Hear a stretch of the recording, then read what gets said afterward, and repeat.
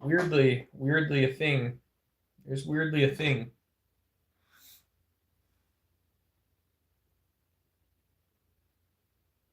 Um, we're talking a little bit about the news, the news this morning, and yeah, what are we all seeing? What are we all seeing? Well, I think it's time to start taking on Donald Trump, taking him on at his word, wondering what he's asking for the American people. Um, we're working through a story. We're working through a developing story. Um,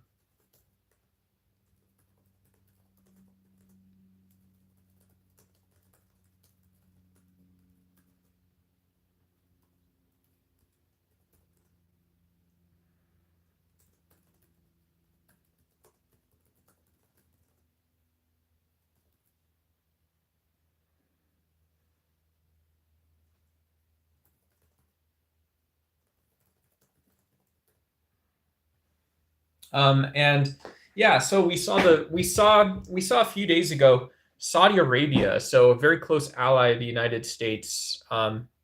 We saw a close ally of the United States trying to take on, attempting to take on um, the Houthi, take on more nuclear capabilities, more nuclear research, and just the ability to be seen as a sort of a tracked state toward not non-proliferating nuclear weapons. But you would obviously see those concerns, and they would be well founded too. These wouldn't be, kind of when we think of derogatorily, um, your Brett Baer or your Rachel Maddow style challenges and problems, concerns, questions about well, what are the leaders in Washington's logics and what are their reasons for doing things? We would see Donald Trump using the Abraham Accords as president to grant these nuclear sort of statuses unilaterally, all by the US itself.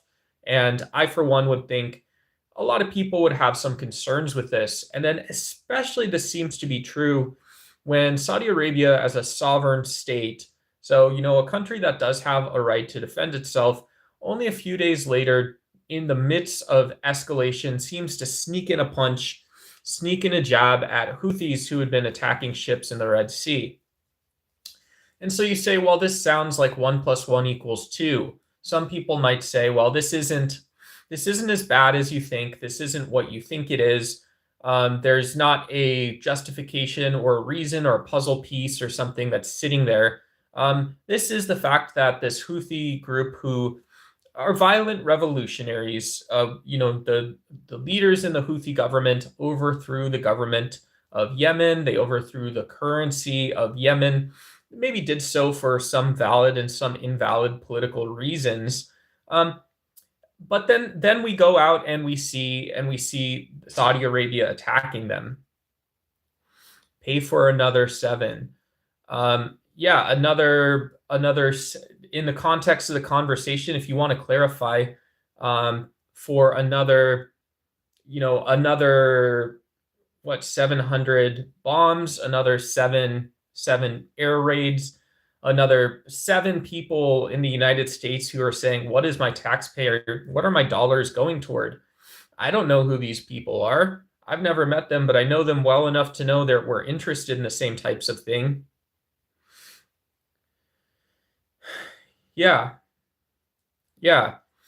And so that's one of the poll questions we're asking today is, did Donald Trump set up this strike that came out at 6 a.m. in the morning? 6 a.m., you embolden the Saudi state. You embolden this. Why am I talking about politics? Because it's important. These are big actors. When we embolden a Saudi state, and it is the case that we have shared values and interests, but it's also the case we don't share a ton. We don't share everything. And so there we are. So there we are.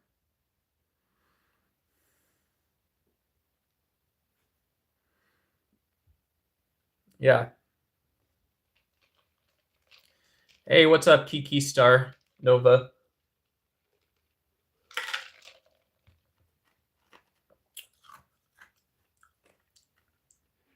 Yeah, it's certainly a shift.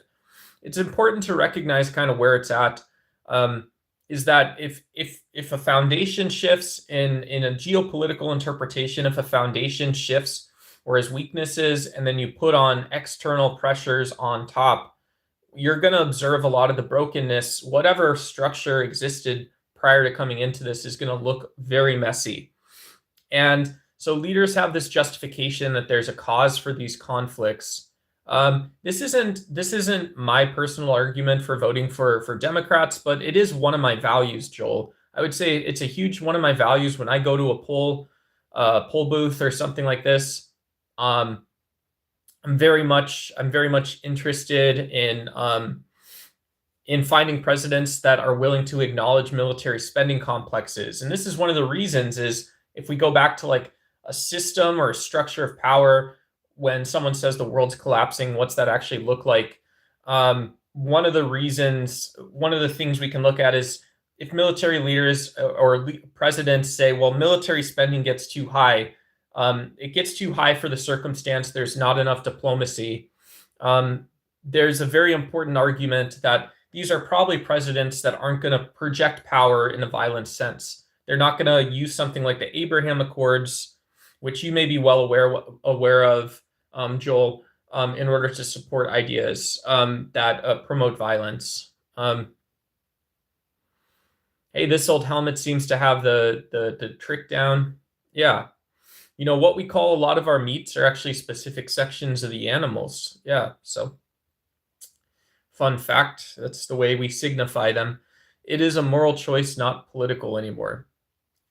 Yeah, hey, great point. Great point. I may be creating an imbalance here, saying that my center is that these are moral choices. I'm a moral voter. And in geopolitics, it's anarchy, right? We're talking about an anarchist system. So this buys a lot of space, saying that it's powerful to interpret things in an amoral or agnostic sense, to think about what's practical. But why might it be practical to avoid conflict? Well, conflict is expensive. The buildup between conflicts is inefficient. And it's bad for individual, normal, everyday people. I've had a beard for like a long time now. Yeah, I've had this beard for many weeks and many months and many years, actually. I don't know if I've been clean shaven since I was in my 20s. I'm almost 37 now. I'm a man that pours into family and friends. Hey, good job, Mark. Yeah, good job. Man, that stuff's always hard for me. I'm a little neurodivergent, so I love my family, I love my friends, and it's also such an important thing to kind of keep a balance, but yeah, maybe not with relationships. I don't know if anyone knows what I'm saying, but yeah. You support people who vote based on their values then, right? I wouldn't say it's just values. There's politicians, there's people. I would have been hesitant maybe supporting Bernie Sanders in the past, even if New York City is proving Bernie Sanders' whole position, his philosophy. New York City's kind of proving them right. They've had this AOC firebrand in office for a while now, and now Zohran Mamdani's captured national attention, which not every big city mayor, like the mayor of Chicago, Karen Bass, not all these people did this in the U.S. So our biggest urban center in the United States, New York City, doing things based on their values that, hey, I'm interested to see how it goes. I don't know. I probably would have voted for Zohran Mamdani. I probably would have not voted for Curtis Sliwa, but those are just some considerations. New York is the happiest place in the United States right now. Cool.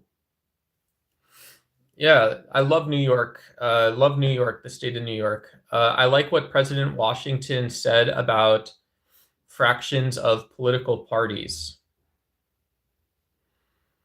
Of factions in political parties. Yeah, factionalism is huge, and kind of wondering, MAGA is like a fake version of factionalism, right? That's why people would say it's populism.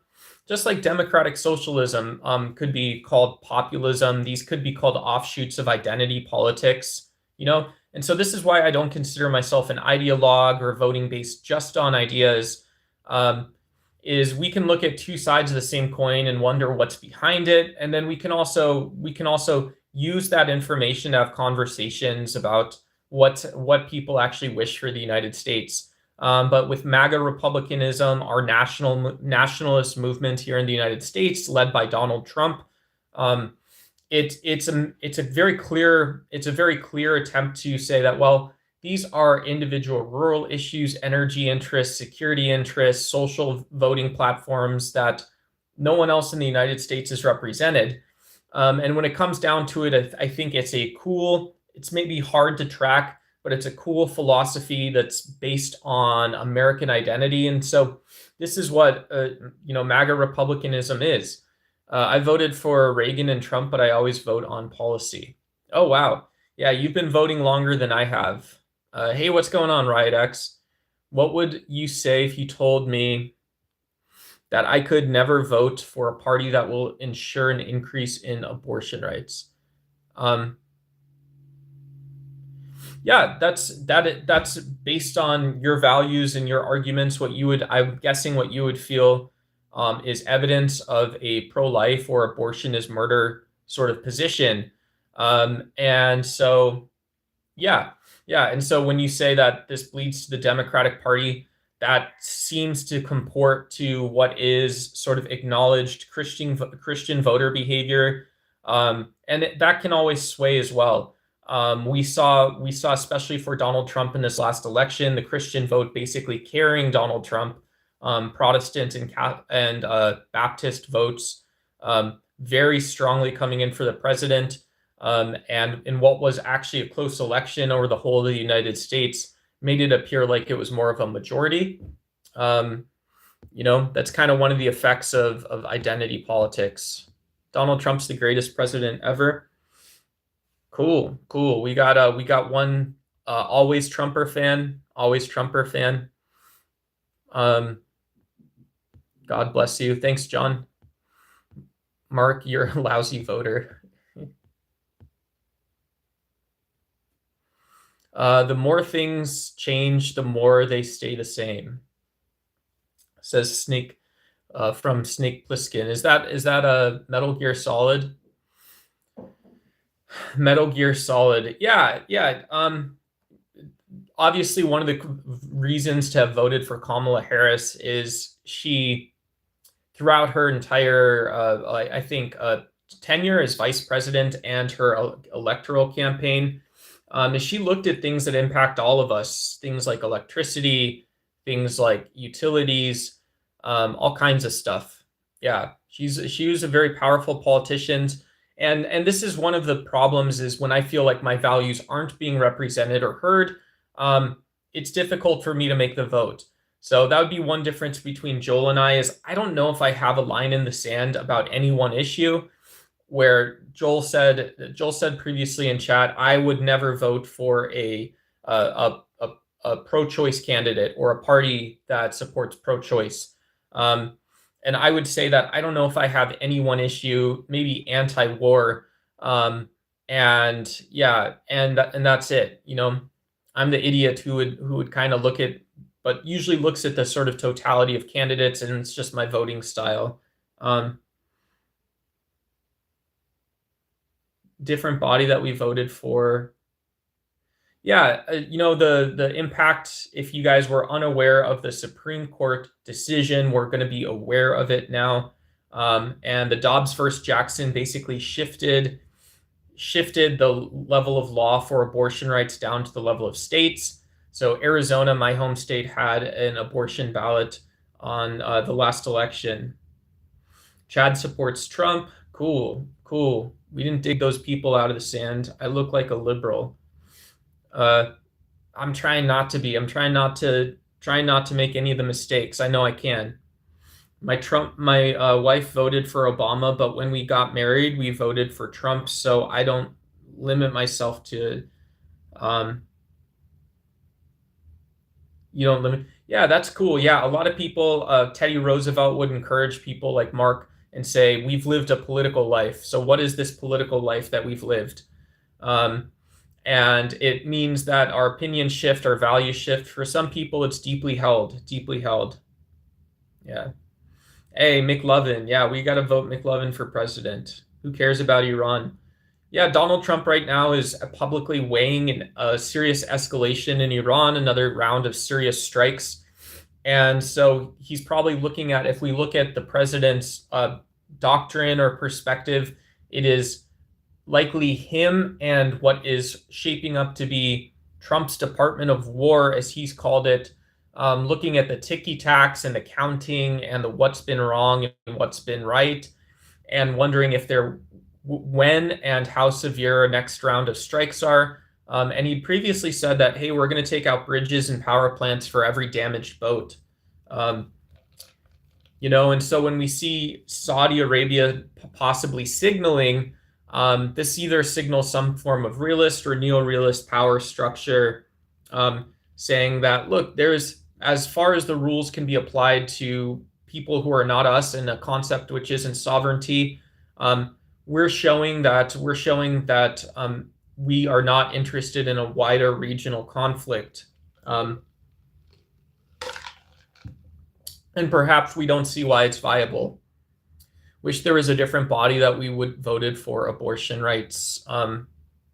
Yeah, great. Money laundering forever war. Yeah, it's just taxpayer dollars to Northrop Grumman and a bunch of the U.S. defense companies. It's been up, right? So where does this actually live? One way to say it lives off in the United States and other places. It lives off Main Street and Wall Street, meaning the main sort of the very, like, the aortic vein of what goes from capital city politics and presidential politics out to voters, and out to different areas of the economy. It seems like what's going on in the world is deeply held because of all the identity politics and fluff, that kind of deal. Who knows? I don't know. Iran is barely throwing rocks. Yeah. I mean, the relative sort of inputs Iran has to take, and also the scope of Trump's goals, Chad. This was one of the questions brought up against Pete Hegseth and put to him, was that the Trump administration has said it's a leadership change, it's a regime change, it's reducing, it's eliminating strike capabilities. It's never this sort of like pseudo or real war crime of attacking infrastructure. However, the president sees that attacking civilian targets. But it's only if those things are these denuclearization goals. And so Iran throwing rocks is also relative to the sort of goal or mission that's set out. And if you're thinking about regime change, there are no rocks, right? We're talking about a nation of 100 million people, one of the most populous countries in the world, right? It's not just a regional thing. Yeah. Holding off, we didn't invade yet. Yeah. Stop blaming everything on Israel.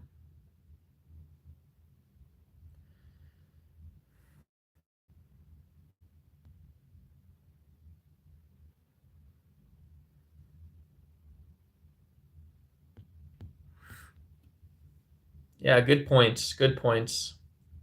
If you guys want to double tap the like button or subscribe, feel free to do so. What's wrong with it, bro? What's even wrong with the beard, man?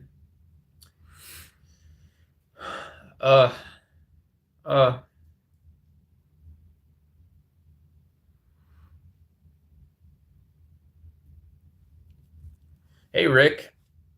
We got Rick Young. Good to see you, man.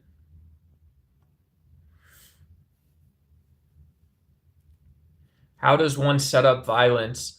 I think the emboldening of Saudi Arabia via the Abraham Accords, saying hey, this includes up to and including a pathway to nuclear weapons, not non-proliferation or not your voice in non-proliferation, but you becoming an advocate for yourself for expanded, closer to, next to nuclear capabilities.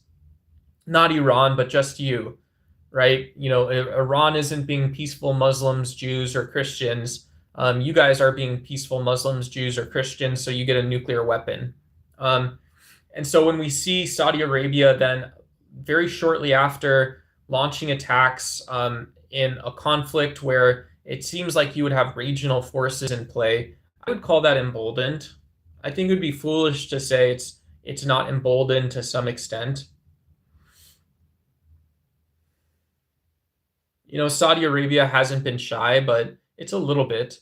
Socialists, fascists, and Islam were against freedom. Yeah, socialism and fascism, depending on how you define the ideology. So ideology can make it a little more clear, maybe create more rich conversations. You know, some versions of socialism obviously have simple edicts in place about not taking away freedom, and about the whole point of socialism being about the individual. The fact that we sent, for Marx, it was our sensuous nature, the fact that we live in a material world and we sense things. We have this almost materialist, empiricist sort of sense of the world. And so you can imagine trying to put that person into bondage and imagine that somewhere there's a moral problem and there's a political problem then that results. If Trump doesn't intervene, more Iranian people would be killed by the Ayatollah regime.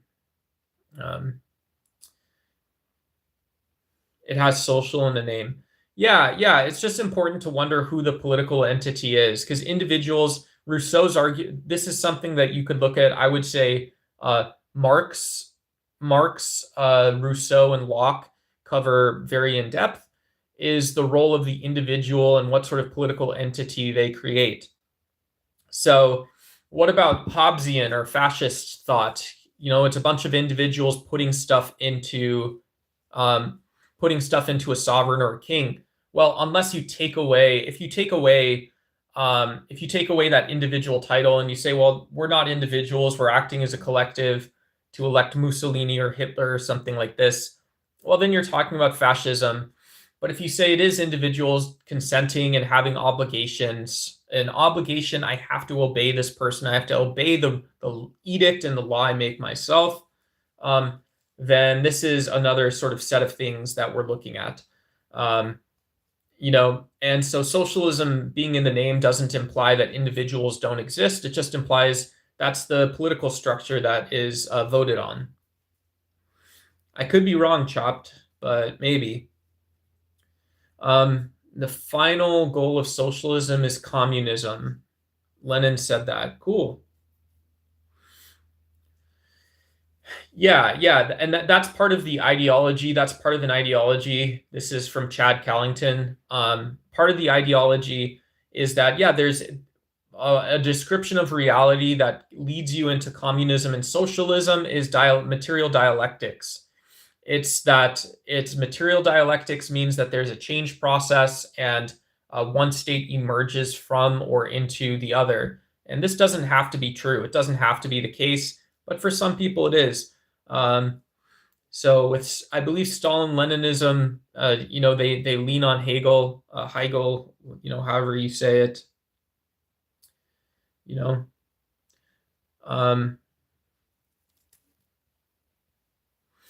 yeah, no clue. The difference between National Socialism, National Socialism is a wild, violent movement. People forgot how decentralized aspects of the National Socialist Party was to begin with. And so it's interesting, historical interpretations of fascism. Some people say it's something you bargain for. Some people say it's something that just evolves or it's seizing power. It's about these identity politics. It's about all these ways that we have to view individuals and identity in that society. Yeah, so lots of wild stuff.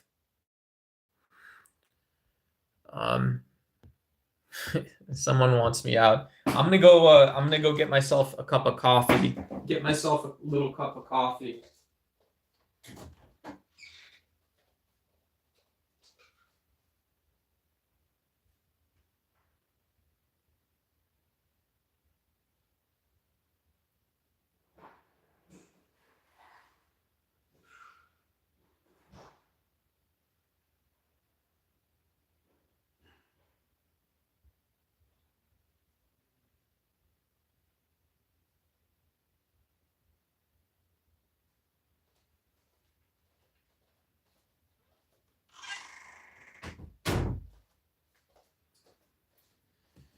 All right.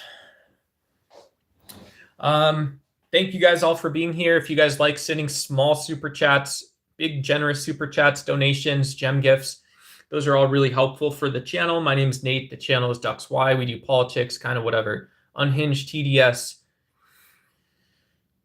That's a funny username. That's a funny username. Yeah. Is Donald Trump on a hinge? Oh, man. Who knows? Who knows? He knows his pals and his buddies. That's a weird way to do politics. When you can't go to the whole world, you have to just go to a couple small places.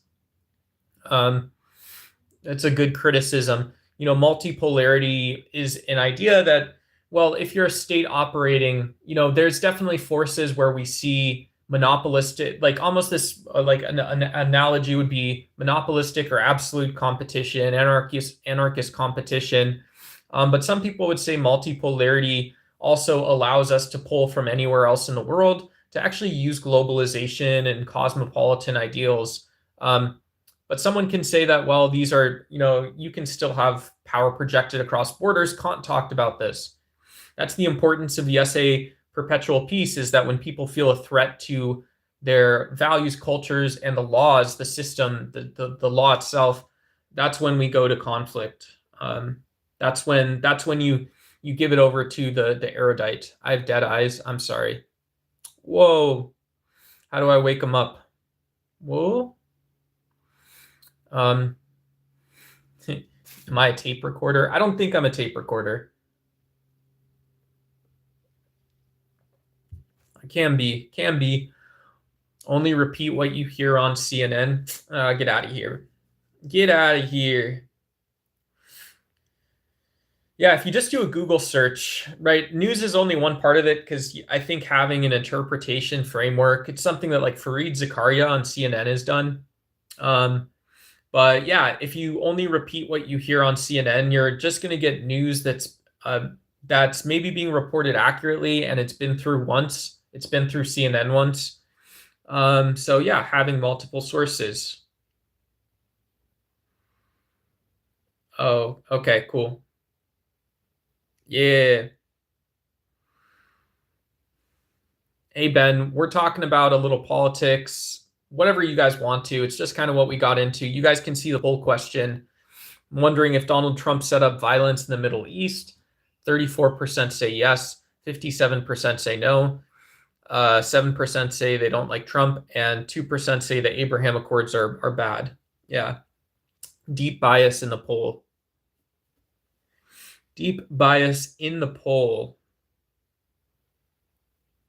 Are you for or against the SAVE Act? Probably against it. Is it reeling in military spending?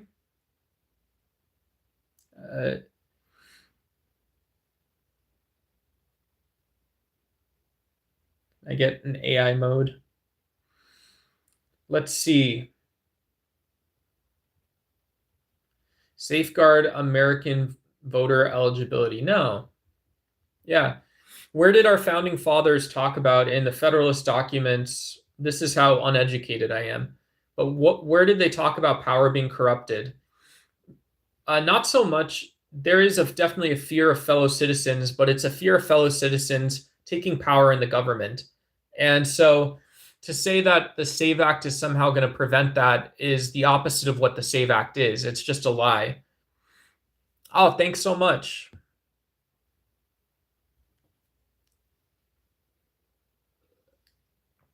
Thank you so much for the super chat. Yeah. I don't know I wish I knew the context of that a little bit more, because it looks interesting. But yeah, here's a banana for scale, or kind of this like left to right. This is kind of the position or movement of it. But one of my favorite examples is in what was Federalist 50 something or whatever. One of them, 40 something. Madison talks about the role of House and Senate representatives, and he talks about how they go off their leash. He talks about how people become corrupted, they do what's expedient and convenient, and that leads them to doing things that's not in the best interest of the people that voted for them. And there's not accountability. And so I don't understand if we're talking about know nothing, do nothing, uh, uh, not know nothing, do nothing, but hey, you're not going to say it, right? Know nothing or do nothing, or you're just going to be dishonest or not say it. And we're saying this is just something that happens. It's par for the course, and people get sick of it. This is what breaks trust in the system. Um, the SAVE Act voting doesn't have anything to do with that problem, saying that, well, these are the people that make law for us. Um, you know,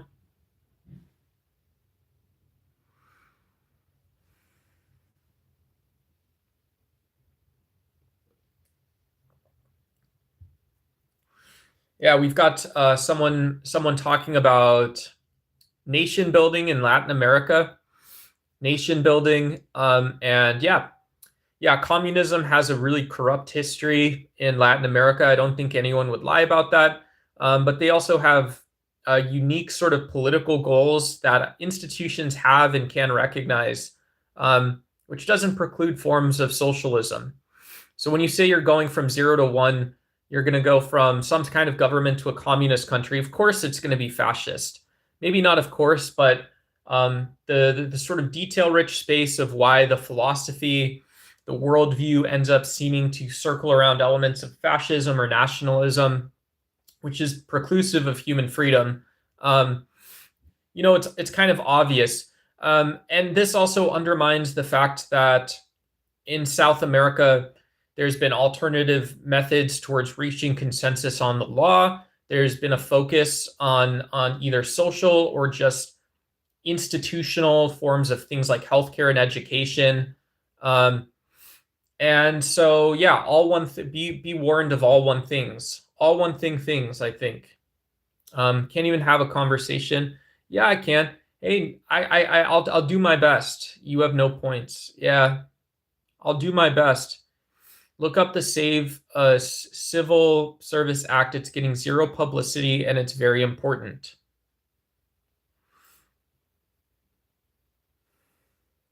Oh, cool. That sounds like something I would agree with.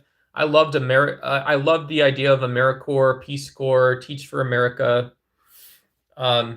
Yes, working in government. Yeah, those are all great things, I think.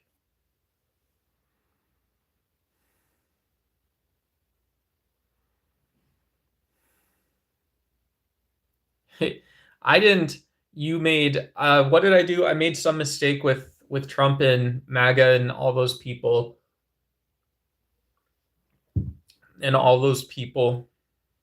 Yeah, I'm sorry.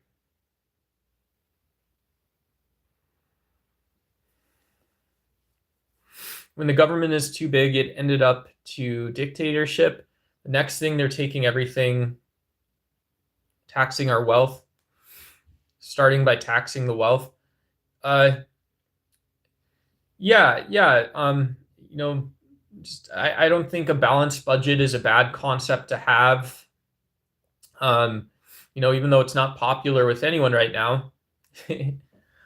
On one hand, you want people seeing everywhere in the United States these tens and $100 billion spending projects, which maybe it's the right thing. It's the one big right thing we need to do, is socialize some elements of the government, socialize some elements of our own life and stuff like that. And then on the other side, we need to on the other side, we can start forever wars. We can go intervene anywhere we want. We can say we're paying for it with receipts, with just these small ticky-tacky funds, and it never comes out back to equal. Never comes out back to equal again. Palestine is a people like the Jews. Yeah.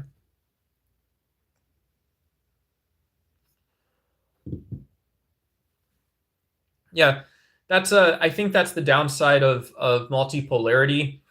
To me, the downside of multipolarity is seeing those distinct realist definitions of culture pushed out to places even that don't have state recognition. I do see that. However, I also see that there can be an overmining of not the pathway that diplomacy takes, but an overmining of what cultures all actually do and demand out in the world. And yeah. Hey, what up, Pretty High? Good to see you. Good to see you. Guys, we also have channel memberships and stuff like that. Support the grift. If you guys haven't donated on YouTube before, it's super easy. It's kind of fun.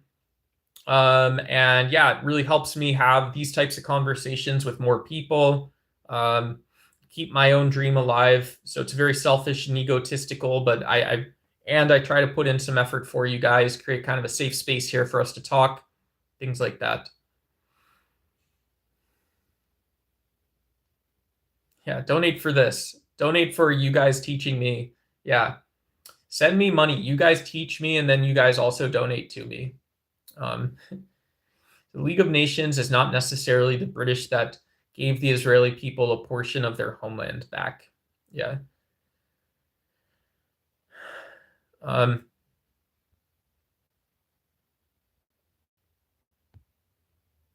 Hey, thanks so much for the star. I appreciate it. Appreciate the star. Hey, big star gift. Yeah. Yeah, having a homeland is important, and then what happens afterwards is also important. We've seen a lot of maybe a misleading amount of competition between borders, places like the United States, and we never got a ton of press for it. That's just like one of the realities. One of the realities is that, yeah,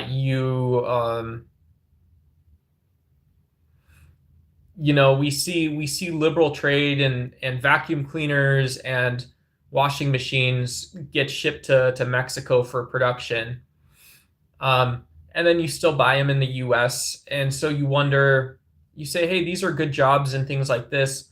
But then there's no recognition of other issues. So it looks like just like a lot of other policy. It looks like just a lot of other policy that's dropped in. And you say, okay, well, there's going to be some winners, and then you're not going to know what else is going to happen. And then there's going to be valid points that people say aren't valid because it's no longer convenient because you have a new system in place or something like this. And so when you start including the military in these types of discussions where you say there's nothing good or bad, it's just tough to analyze how it's going to be received and then what the impact's going to be. When you start including the military in these borders, one of the most important concepts to sovereignty, one of the most important concepts to a lot of things. This is an argument against keeping expensive foreign military bases as well. I know I've got a little snaggle tooth too. Sorry about that. But yeah, one of the arguments against keeping foreign military bases, of which the United States, China, Russia, these are the leaders of having foreign military bases. You start seeing and recognizing yourself, maybe. I might say I recognize myself in these decisions to be other places and saying, well, this is so I can go to the grocery store peacefully. Is it? What is it then? I have no clue.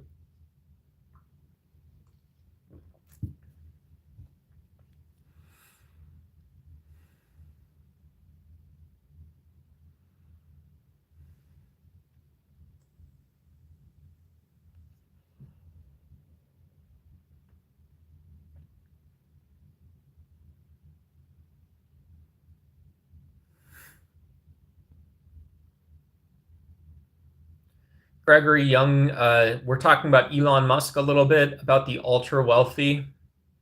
Yeah, what about the ultra wealthy? There's always these weird justifications that can sneak in that this industry or these leaders, these people, this policy curation, this lobbying, this form of corruption or this way of working around public opinion, working around the normal political process, insiders, nepotism, things like this, can just skew beliefs, right? That's one of the ways that the Tea Party rose to power, was by skewing beliefs about foreigners, foreign-born people in the United States. So, for people in the United States or in countries where there's anti-immigration, anti-immigrant, nationalist pushes, nationalist pushes or whatever, the policy position, it's based on not a lot. It's based on social media posts still. It's based on something someone said, and the reality hasn't really changed all that much. You know, are we teaching people? We're now teaching people how cruel and mean we all are. Yeah.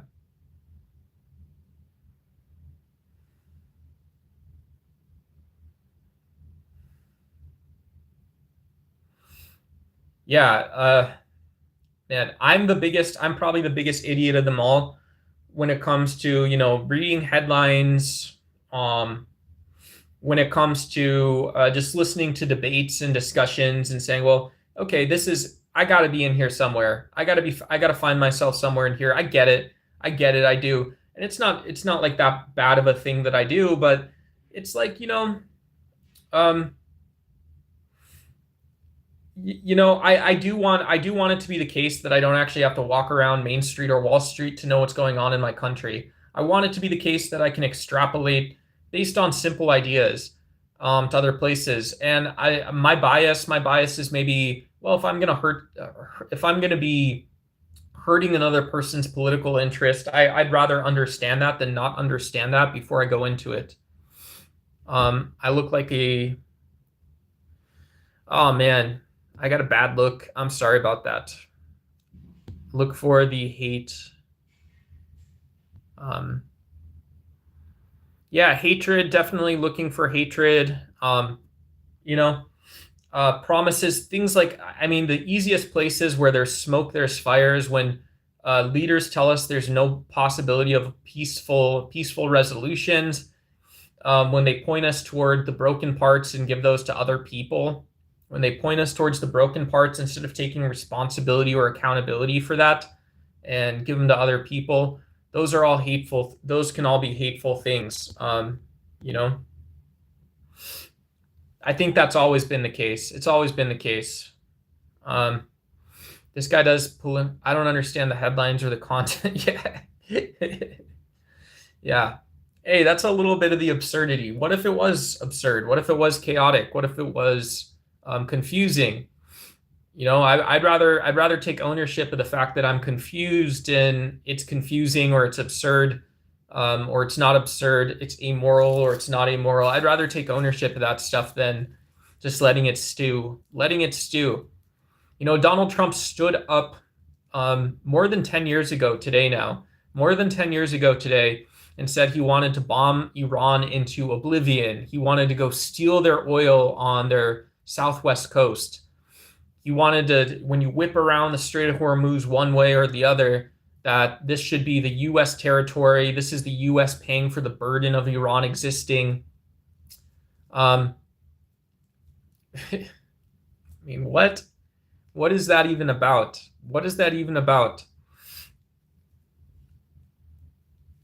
Jesus Loves All says, Starboy the Knight. Hey, thank you guys for the kind wishes. Looks like some Baha'i swag going on. If you guys don't know the religion of Baha'i, Baha'i recognizes that all of the religious, all the prophets, that God has spoken through many people, and there's many faith traditions and religions that speak to some form of supernatural, spiritual, religious truth. That's about the extent of my Baha'i knowledge, but when you see a lot of the symbols together, Baha'i is very close to that message of coexisting and things like that. Hey, thanks, Pretty High. Appreciate it. Mike Mikowski. Hey. One of them has to be your wife, then to the return to the land of Benjamin. I don't know what that means. So they instructed the Benjamites, say, go hide in the vineyards 21 and watch. When the young women of Shiloh come out to join in the dancing rush from the vineyards, and each of you sees. Yeah.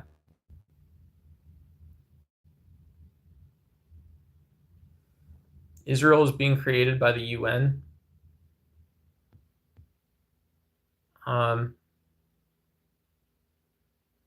Yeah, that's another one of those. I think two issues that should, for a lot of people, highlight the actual conditions of Palestine is one, the refugee camps, just how large of a force that is that Palestine is one of many places, if you draw a line down to the global south from Palestine, down Africa, and then you can kind of go out, You can say that there's lots of mission work, refugee camps. There's lots of a need for NGOs. And historically, without Donald Trump, cross-governmental cooperation tackling poverty, severe poverty. Yeah, tackling severe poverty. And so what are we talking about then? Well, we're talking about things that include historical factors, historical trade routes, and modern forces like climate change. We're talking about human migration and modern political forces, modernity in some sense, I would say. And so with modernity, and we're looking at Palestine, this also jumps over to areas like healthcare, where you can look at the usage of NGO and private clinics, NGO and private doctors, non-governmental organizations. So these are like international charities. And you can look and say that, well, you can actually draw like a heat map. You can draw a heat map between Gaza and other places in Palestine, and you can see that, well, wealthier people closer to the West Bank, in some ways, there's always been these sort of haves and have-nots as well in Palestine. And so what's the political implication or consequence? Why does it get to this point where you say there's lots of refugee camps and there's at least these healthcare challenges and some disparity in wealth and things like this? And then you have a Western military bearing down on your country, and you have Islamist rebels and things like this. So, yeah. Conspiracy theories. Yeah, I mean, if you guys want to do conspiracy theories, I might make you guys pay for it. If we're doing, if we want to talk in terms of conspiracy theories, I might make you guys send a super chat. It's not really what I do, especially when it's talking about things like health. We're avoiding, C19 topics. We'll avoid a little bit and stuff like that. Catholic Church has been killing, so just follow the terms of service. Yeah, the Catholic Church has been bad and has sometimes not been bad. Thanks so much for the star, everybody. Guys, if you guys are new to the channel, I appreciate all the support. And yeah, hype this stream. I love seeing stream hype and stuff like that. And very kind, very generous and stuff like that. Thank you so much. Thanks, Swen. Thank you. Appreciate it. Appreciate it. You think there are the microchips in the vaccines? Thank God. Yeah, thank God. Terrorists aren't that smart. The limited scope of terrorism in the past, I think, is maybe most profound.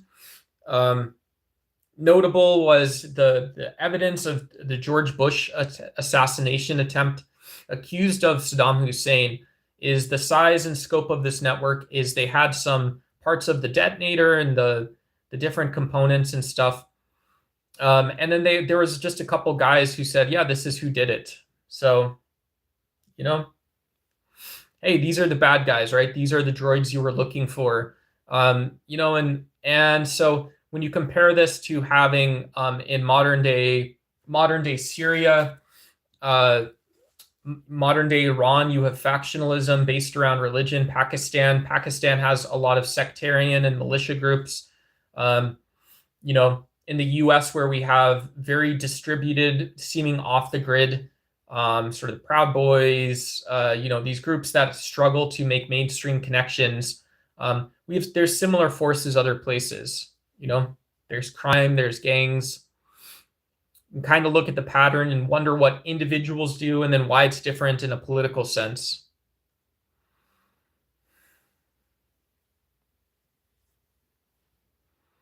Hamas didn't exist until the 80s. Yeah, I mean, one of the interesting questions, if Baathism hit its sort of golden age in the 1940s, Baathism, while the rest of the world is peacefully warring in one of the most violent wars ever, and we see in the Middle East, to some extent at least, to some small extent, there's questions about financing, Western financing, about modernity, and about political ideology in Islam sort of sprouting up.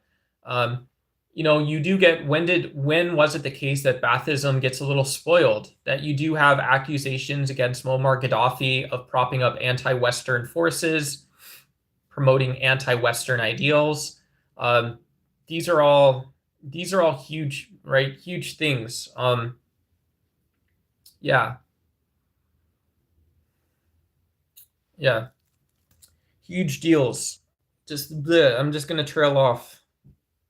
I'm gonna get one more cup of coffee, guys. If anybody wants to donate while I'm gone, thank you. I appreciate it. But also double tap like the video so more people like you can discover the content. And subscribe if you guys want to. And I'll be back in just a minute. Cue the elevator music or something.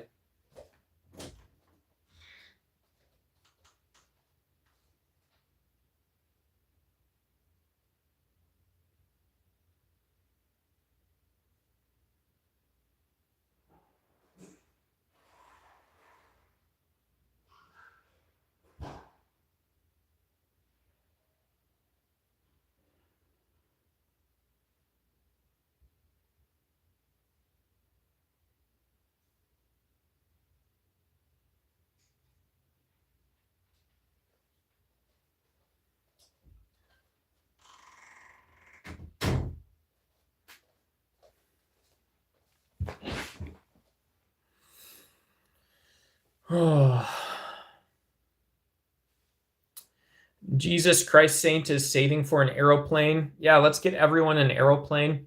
As many aeroplanes as people want, let's absolutely get them. Let's, yeah.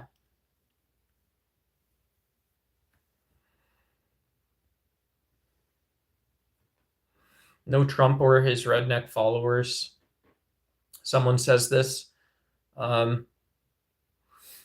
Yeah, it's difficult. There's definitely not seeing eye to eye on the level of violence Donald Trump has endorsed, is the issue that I'm thinking about today.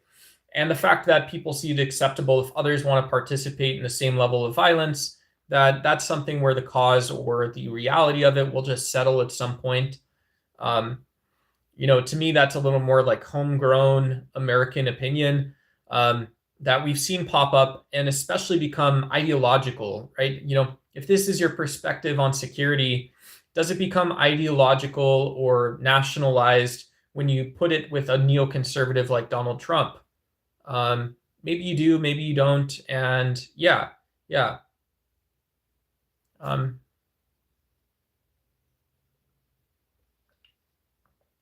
have no idea.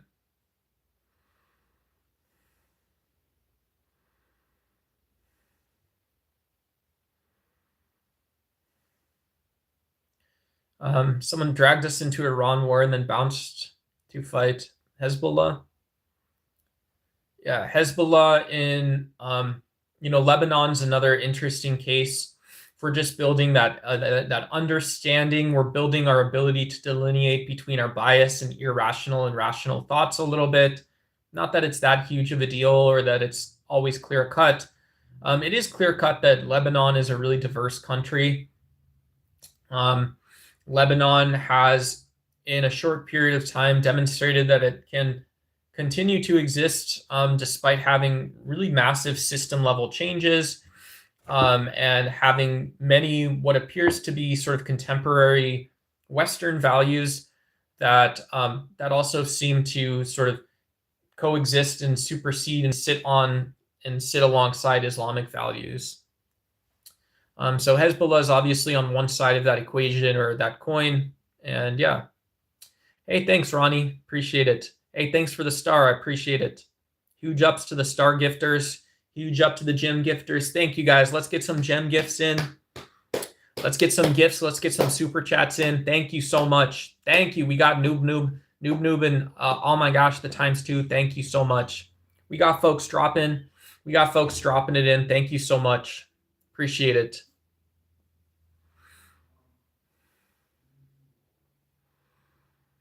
What do you think the ceasefire keeps on breaking?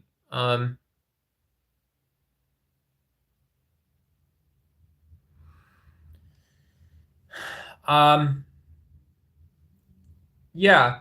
I think I see it as a, maybe this is wrong, but I see it as a zero sum system where Donald Trump knows he could do more, but sometimes doing more, there is a point where doing more requires a congressional vote, and it's a very unpopular war around inflation, which is seeming to be driven now, right? We are at the, not that it can't get worse, but we're at the tail end of the hikes in military spending impacting everyday Americans, especially poor Americans. It's less money in the bank accounts. Seeing less of our representatives tackling issues we care about. So if that's where we are and you say this is the, who and what army is going to go invade Iran or escalate in Iran, well, it's this one to some extent. And so this isn't like a defeatist position. It's just recognizing that, okay, so if you tell me 6 months ago or 12 months ago that whatever it is, it's like the 9th most popular, whatever, the 15th or 9th or 20th most populous nation in the world, on a planet of 9 billion people, you're going to invade and cause ranging from denuclearization to regime change, denuclearization to regime change. What all does this entail? This idea of regime change shouldn't seem so small. It's bigger than the other goal, and the other goal itself is big. The other goal itself is big too.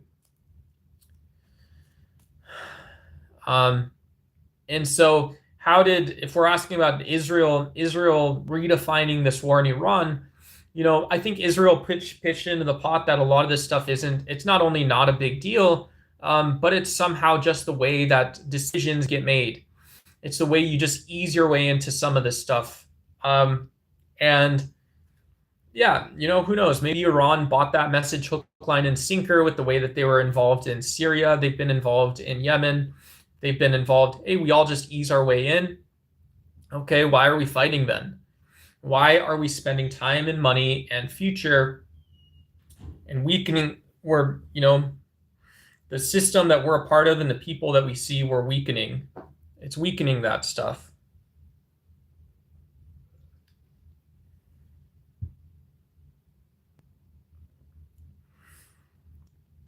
Welcome to the stream. If this is your first time here, we're a politics channel. I try to get to know you guys a little bit. My name's Nate, or Duck. Online, I go by Ducks. The channel is Ducks Y. Do double tap this screen. Feel free to hit like. GG's. Hey, what up? GG's, everybody. GG's. Good game. Jews don't have a special right other than right to other people's land. Yep. Yes. You can't violate sovereignty. Flashcards. You still have, there's still a rule atop. This is what the logic in geopolitics, geopolitical or international relations might say is, yeah, there's still some superseding system of laws and recognition, so you can't just go invade other places. Okay. Weakness. I am so weak. Help me, chat. Try to convince Jews that.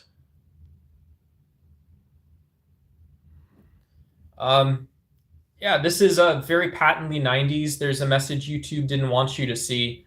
And it says only because those Islamic or Muslim countries were gearing up to attack Israel in a violent sexual attack. And so, yeah, many people would point to and say that there isn't, while there's some undercurrents and underlining of Islamic forces that are together, or Islamic countries that operate together, you could say, well, most of those countries have both secular and Islamic justifications for political goals. And then there's also not unification across all of Islam, and we see this operating on the level of states. So this is, thinking from Sam Huntington and many people in the 90s, which maybe extends today, that, yeah, maybe there are civilizational drivers, but what are those? Can you choose your civilization? Is it just another form of identity politics?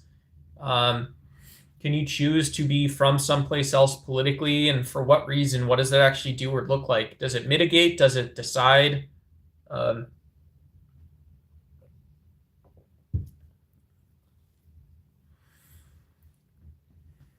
Yeah. But I think with the poll question, did Trump set up violence in the Middle East? Um, yeah, I think Trump is refusing to do his dirty laundry. I think he's refusing to do his laundry. He's refusing to put his clothes in the laundry.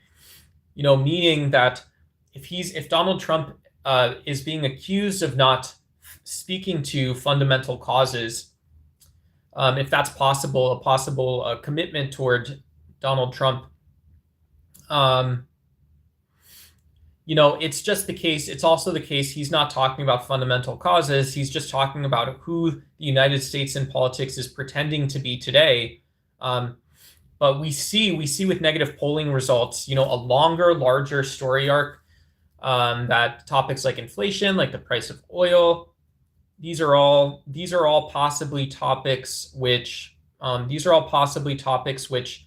um, can reach back out and, yeah, and maybe explore and explain and factor in some of the sort of forces that Democrats and Republicans, the old guard, have been looking at. That, yeah, we're spending your money. There you go. Congrats. That's all your money. That's all your money, and it's all going out now.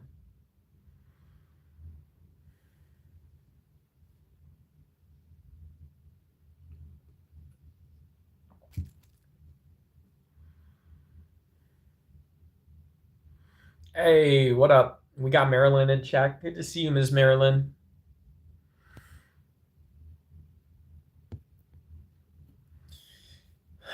Jews don't have special rights to other people's land. I will find truth one day. I hope so. I hope we can find truth and peace. Can you have truth if you don't have peace? I mean, it's an interesting question. Yeah, let's go. We got the little vegan stuff going on. I'm super down.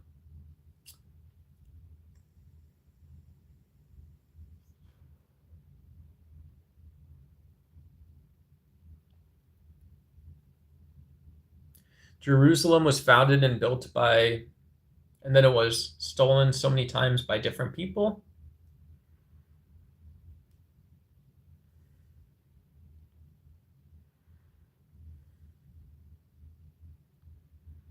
Yeah.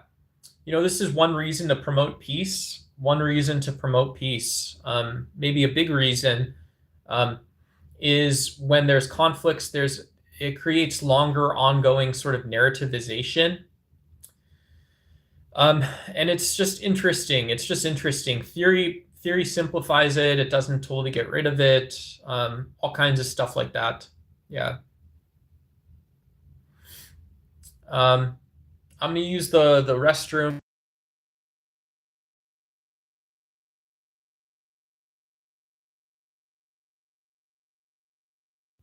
Sorry about that. I'll be right back.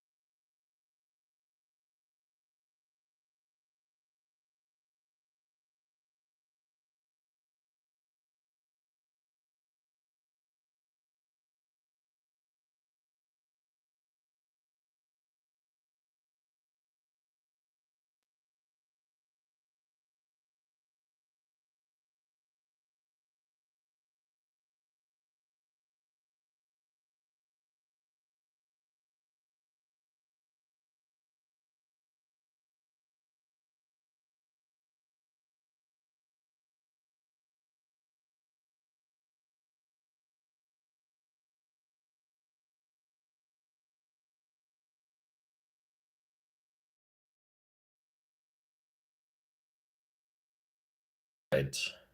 Hopefully we've got audio back. Yeah. Let's see here.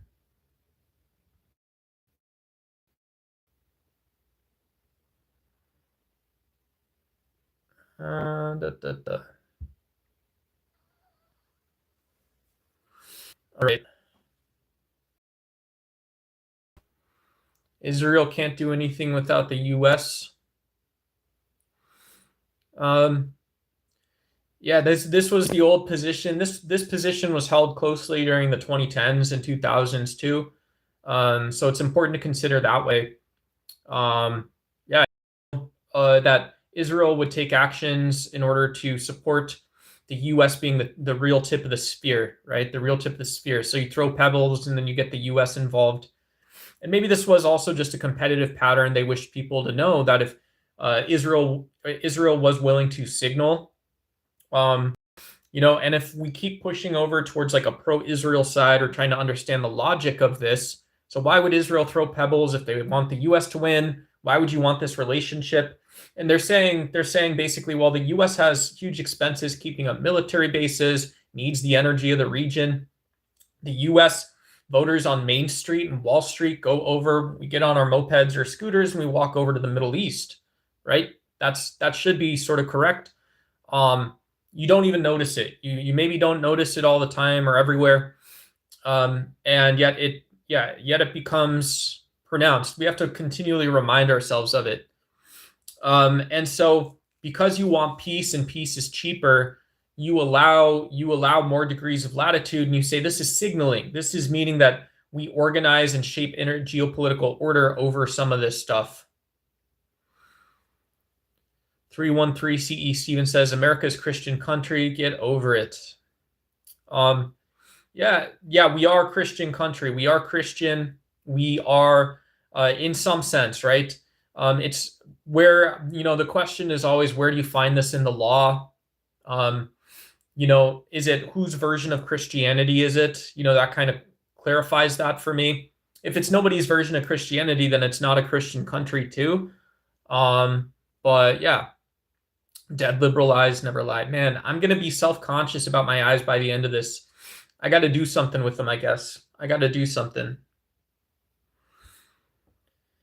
You, care of you. Yeah. God will never lose, and Allah is not God. He is the Antichrist. Yeah, that one's losing me a little bit. Is God omnipresent?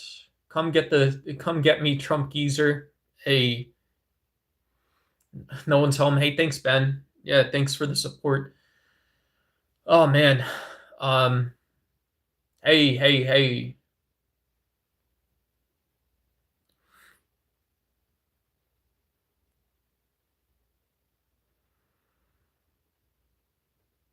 So it seems like we have a slight majority that does not think Donald Trump set up violence in the Middle East.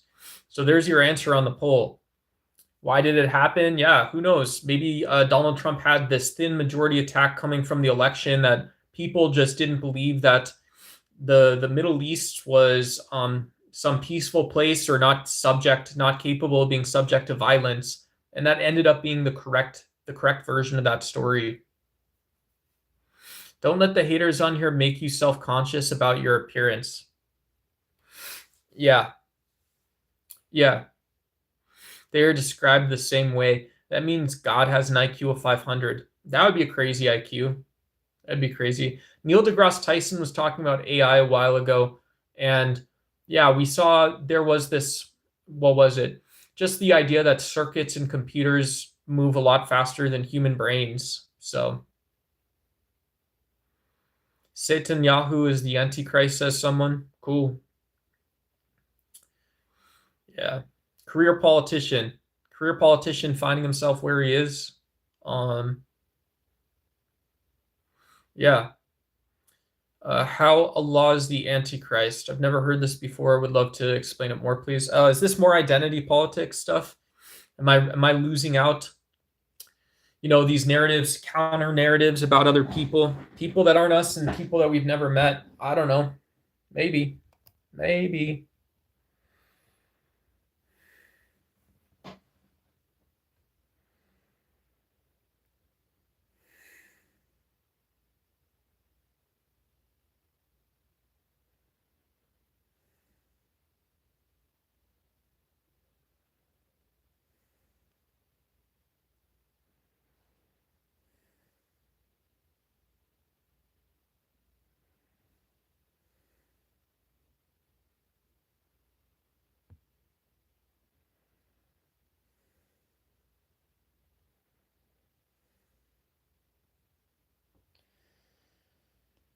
Um,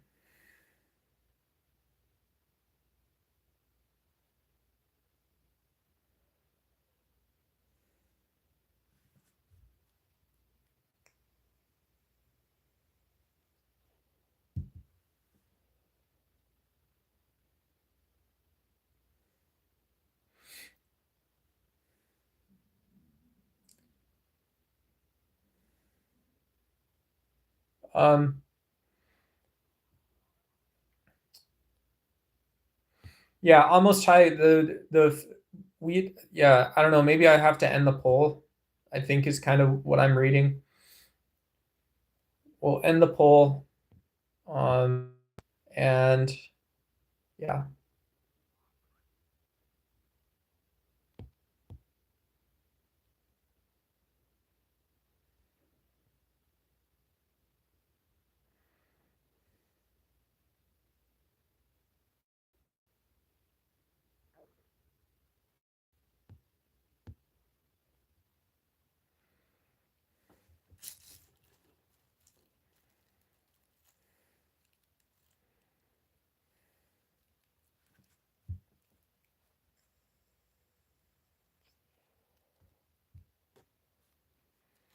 So we ended 50-50 with my very biased poll.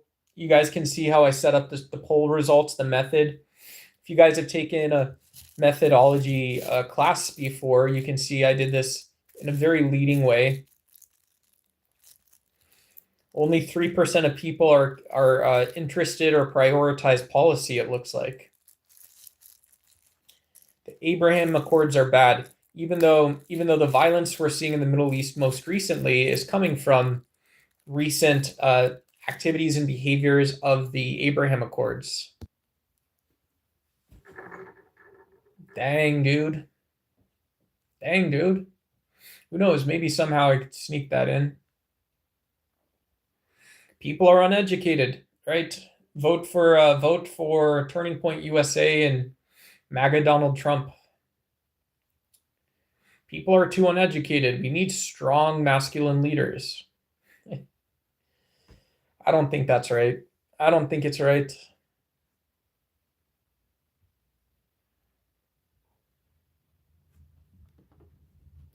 Oh, thanks so much. I see some, I don't know if these are old. I see, oh, these are the old gifts coming in. Thank you. I got cut off on chat on my phone. Let me see if I can reset it. I can still see it coming in. I've wanted to take methodology classes because we have streams demonstrating some of what you learned. Um, I'm not the right person to do that, probably.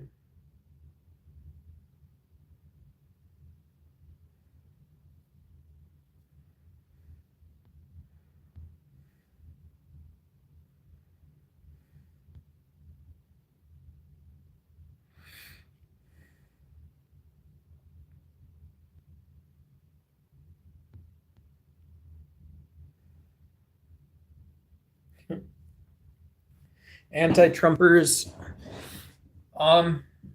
Yeah.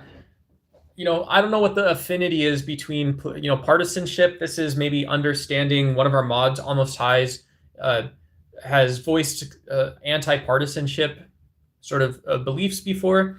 But yeah, why is there a religious affinity to MAGA or Donald Trump, to people or parties? Um, you know, um, that's kind of an interesting question. Trump's former press secretary said Trump's calls on his own supporters basement dwellers, and they still support him. LOL. Hey, what's up, WPS? Good to see you. Yeah, for any of for any Christians in chat, I know a couple of the subscribers, channel supporters are Christian. God bless you guys today. Happy Saturday or whatever day it is for you. And yeah.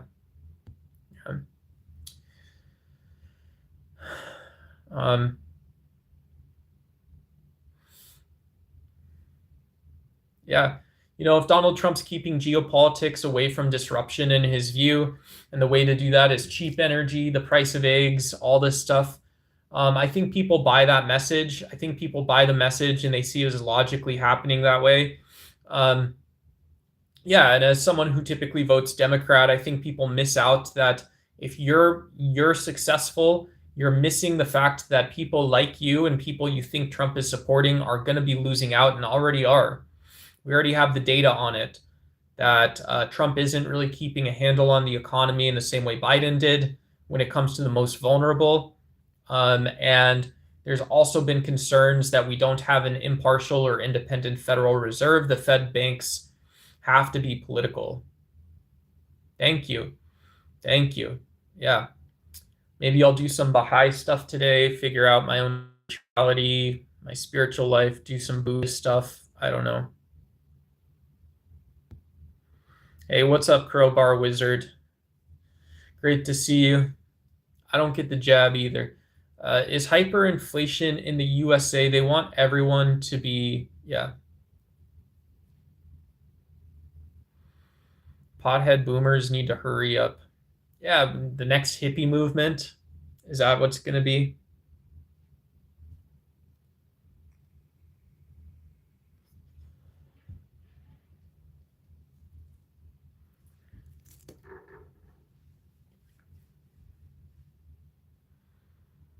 More people died of the vaccine than from COVID itself. That's a conspiracy theory. Let's avoid some of the yeah, I mean you see success rates in states that took the C19 seriously, being anywhere between 100 and 1,000 times more effective than in the US in terms of infections and deaths. So, hey Almond, great to see you. Happy Saturday. Happy Saturday. So I don't think that there's a lot of data to support the belief that in the United States we either operated effectively or the reason that is was something that people can can explain away. Hey, from England. Hey, what's going on from England? Yeah. Yeah, when we externalize far enough, um, you know, it's interesting to consider what impacts that has when we say that, well, we're willing to accept the evil of Trump becoming wealthy and rich, like a lot of Americans, showing people showing how to do it if he's protecting the US economy. So he says, this is how you do it for you and your family. This is how you do it for you and your family. And yeah, it's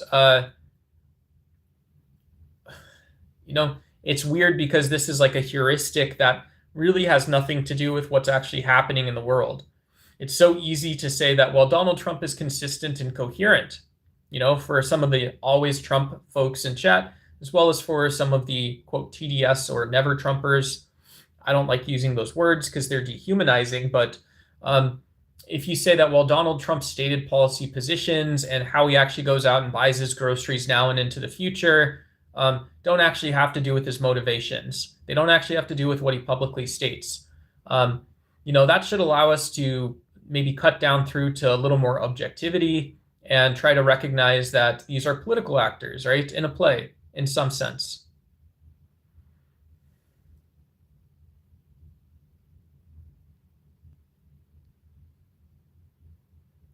Thanks again, everyone, for being here. If you guys are new to the channel, please consider small donations. Yeah, the 6-7 stickers, guys. Those gem gifts go really, really far for me. Super chats, even $1, $2 super chats. I know it's painful. There's that pain of payment, but it helps support the channel huge. Obviously, no obligation, but for folks that are new here, appreciate any support. Like a lot of people, I'm trying to do a moral and ethical thing while supporting myself. And so, yeah. Yeah, now we grift. Mike is right. Yeah. You're an idiot buying into what they want you to buy the way. Yeah, yeah. I don't think I'm not meaning a personal attack on anyone, not meaning a personal attack to just saying I don't totally understand, if I imply Donald Trump's policy is broken and the reason it's broken is just because it doesn't work, it doesn't accomplish what he says it's meant to accomplish. Everybody knows that, obviously, right? It's common sense. But this is the best of all the bad options. Um, one thing to me that's wrong with that is still I don't see my values represented there. And so I don't know how bad the idea actually is. If you can put, other people are allowed to put their values out in front and say, well, after all said and done, this is just how I'm voting and it's close enough to my values. I can say, well, it's how I'm not voting, right? It's how I'm not voting, but I at least feel like I'm having a space to have the conversation. Kind of annoying, but welcome to online. Welcome to fighting for peace. Welcome to understanding. Welcome to the fact that, guys, we do have Christians in chat who want to be pacifist or right? Just the diversity we have. I'm a big pro-life or pro-choice person, but there's people that are pro-life that also want to be pro-peace. And so we do have diversity. There's complex issues. There's people torn between two parties. So appreciate that, right? Appreciate the richness that this is sometimes people searching for virtue, searching for compassion, a way to be, searching for something like love or power or something like this out in the world, and trying to stay there, trying to keep the conversation moving forward for a lot of different types of people. I'm up here. I'm a very privileged person. I've got housing. I've got food. I live in the United States. I have health care. All my neighbors have retirement plans. They've got paid off mortgages. So here's where I am. And the most sometimes I think we can do without being too much of a cult leader is saying, well, everybody's welcome here for as long as we can keep that going. As long as we can keep that going, everybody's welcome here to have their own political viewpoint, to do what Teddy Roosevelt suggested we do and live a political life. We want to be able to shift the conversation, shift power back to certain people sometimes, because that, to me, shifting power over isn't offloading my values. It's not being an atheist, amoralist. When I'm able to give other people my power, I'm saying that, well, look, this means that I don't have to do it today. Thank goodness, right? Not that it's that big of a responsibility, but I don't have to hold on to what I think is the way the world has to be. Sometimes it's guys, but it's not always just guys. It can be guys or women. The way the world has to be, when I hold on to that, when I maximize it, when I put it center, when I keep it up front, this is one of the ways that I stop myself from growing and learning. Hey, thank you so much. WPS, huge supporter of the channel. I appreciate the super chat. Let me go ahead and, if I'm tapping it right, I'm trying to. There we go. Thank you. Appreciate it. Yeah, guys, keep that love up. Take some motivation, inspiration. We got a kind message anyone can share in a little bit there. So, yeah, appreciate it. Appreciate it. Trump is the greatest president of all time, says Ferris Bueller. Oh, man. Yeah. I need to go to school like you in order to recognize that. Yeah, I need to a re-education a little bit, knowing why I'm speaking in such absolute terms. Maybe just that. Trump is the greatest of all time. Wow, so is Barnum and Bailey, right? The old circus provocateurs or whatever it was. Oh, thanks so much. We got glasses coming in. I'm excited. Are they gonna pop up? There we go. Let's go, baby. Thank you so much. Very generous gift. Thank you. Very charitable. Thank you, Kevin. Appreciate it. Just step aside and be complacent while crooked criminal destroys our country. Hey, if he's not a criminal, Donald Trump is spending our money, right? That shouldn't be his job, though, right? There's a great question. There's another poll question. Let's ask this.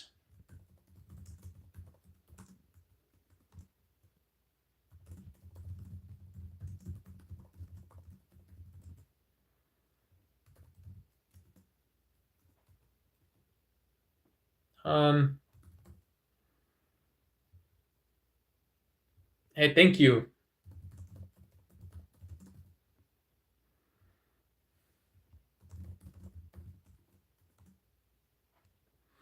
There we go. The only reason we elected him is Democrats were destroying America. Yeah, we need those darn hippies back. Darn hippies to insist on, yeah. Yeah, what are we working on? What are we able to do here? What are we able to do here?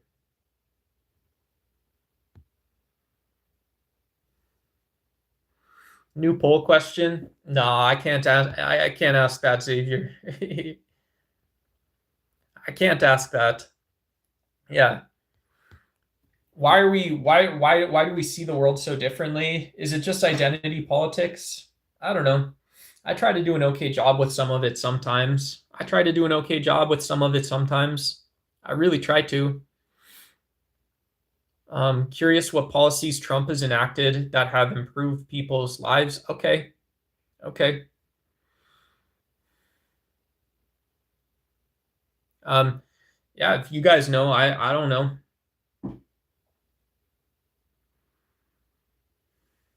Yeah, we got Michael Davis's hit list, his top list. We got Reagan, Lincoln, Washington, and Trump.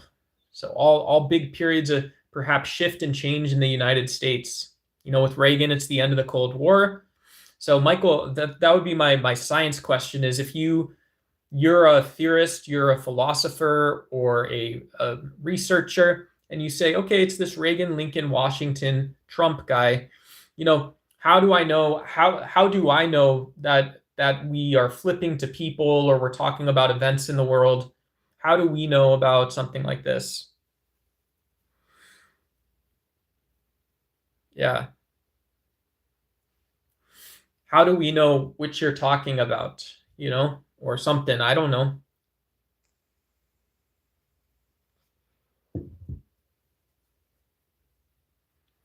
Do we, is it the case? Is it just the case that we don't know, right? We don't know if somebody says something like Trump is the greatest president in the world, the statement is set up such that we can't ever know that Trump is the greatest president from the way the statement is made. We just have to accept it. It's rhetoric, you know? Republican, tired of staying quiet, we stood up and spoke.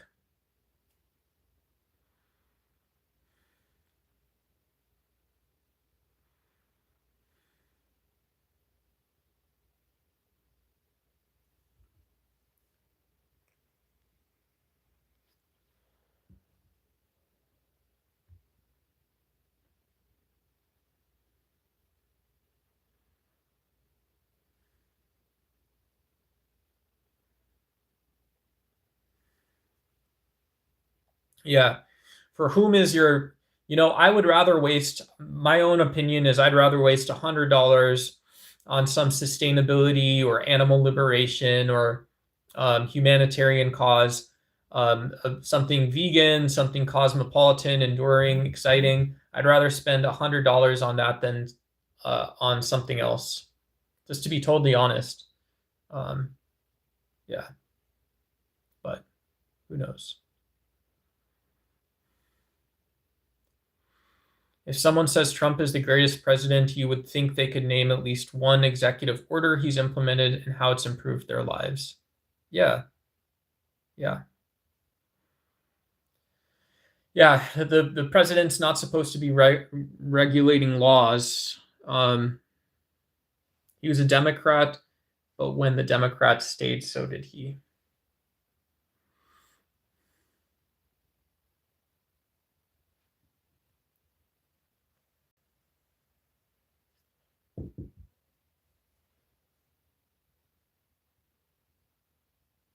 Why ducks? Because ducks. Why? Yeah, I like ducks. I like animals. Is that wrong? It's probably wrong or bad. Beef is the best, man. Elk too. I don't eat pork though. Who knows? Maybe we'll update the channel logo. We'll make it a little lighter, more exciting. No big changes, just the small one. Just the small one. I like ducks. They go great with plum sauce. Oh, come on, bro.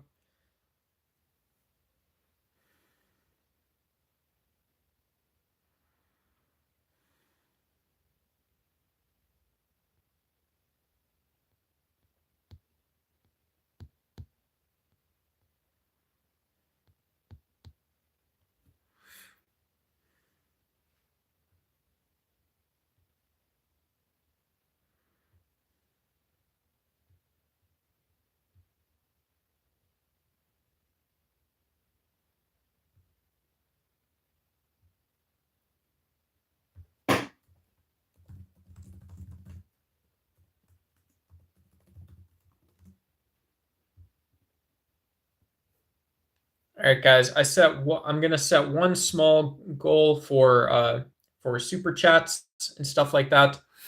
If you guys want to help us hit the goal, this includes $1 super chats. Those go really far. You know, and yeah, thank you. Lincoln was the second best. He preserved the Republic and created the Republican Party. Yeah.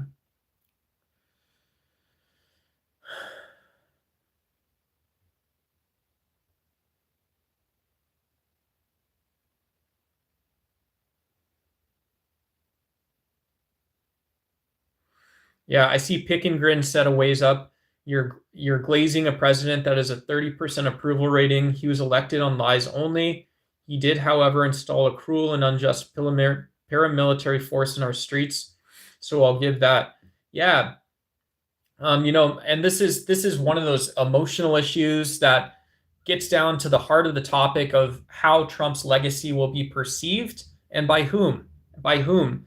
Um, when we're talking about something like justice and truth being able to be there, there's a lot of people who are not pro-Trump. There's people who are anti-Trump, actually, who would say that, well, seeing how the lies in the democracy were propagated by content creators, by people looking to profiteer, this is part of Donald Trump's actual lasting legacy. On the other side, they're saying, well, Donald Trump was always honest, right? If you want to look at know nothing liberals or something, one of these criticisms that we've heard, while doing away with a bias, we might say that, well, Donald Trump's attempted to tell the truth. He wrote a book about it. It's same as the book he wrote in 2015, same as what he was saying in the 1990s, and he won the election. So what do you want the guy to do? And so it's very weird, are you responsible for your vote in a democracy? Is that a criticism of democracy? Well, it's weird because to me, this is what it's an important data point that I need to understand is that if we see, well, Trump voters tend to like democracy less. I appreciate that. I like having a good talk about monarchy or oligarchy or fascism or authoritarianism, weaker forms of democracy, right? These are weaker forms of democracy. I like that, but I also like the checks and balances and stuff. I don't mind having a discussion, but you have to expect people are going to push back and accuse Trump of not being a democratic president in the first place. Sorry if that's kind of tough to listen to. Oops.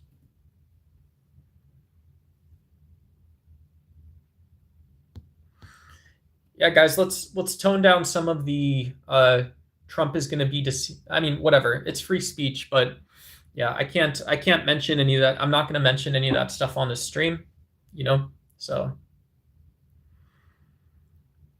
yeah.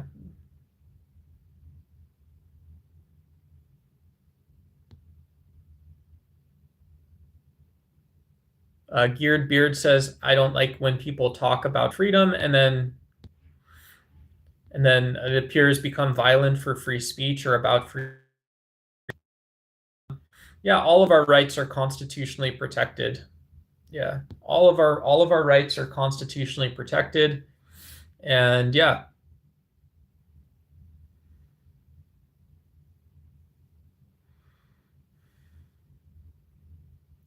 Yeah, Trump's big book is a lot like exactly the stuff he says. Chest pounding. It's a lot of this kind of stuff about, well, it's popular. You guys were the ones that started chanting "Bomb, bomb Iran." And so I've held this view for a long time now that we gotta get paid back. It's not about the violence. It's not about the ideological parts. It's about this. It's about this instead. You know.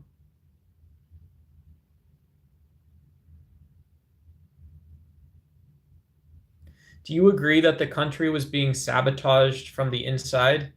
Hey, 0 Point Star. I don't know what that means necessarily. I I don't think it was a conspiracy or sabotage in my view. Yeah. In my view, I don't think it was. So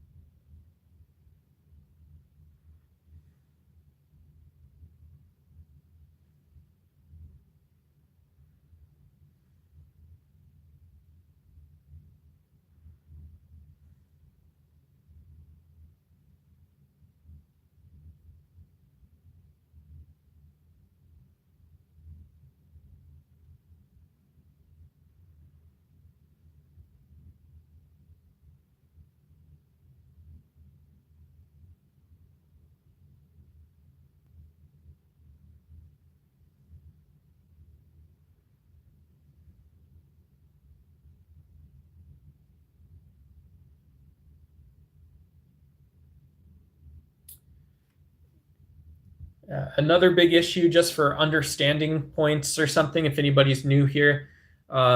This is for Hoseby's statement that, yeah, if we're talking about immigrants who have been here for 30 years and accomplished more, there may be different political, instead of just saying this is all of what a person is, there may be a political definition of a person based on whether or not you're a Trump or a nationalist identity politics supporter, or you're someone else. So yeah.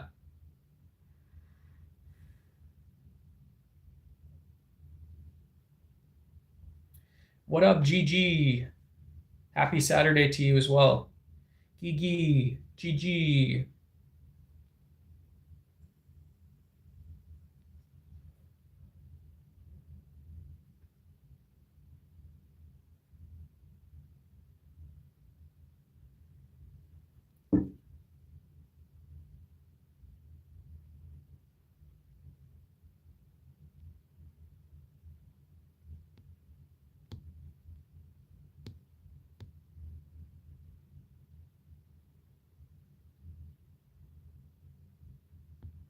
Hey, Epic, what up? Good to see you. Great to see you.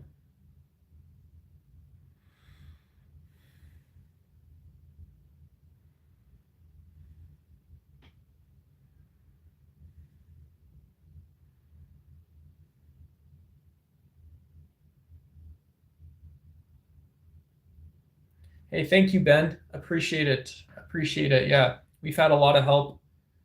I've had a lot of help, and yeah, DucksWise, very grateful for you guys, the audience, for our mods, for everyone.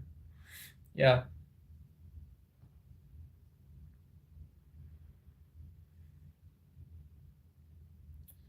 Hey, Cortland. I am. I don't. I wouldn't identify as a Trump supporter. Most of his policies, I think, are not that great for the United States. Yeah.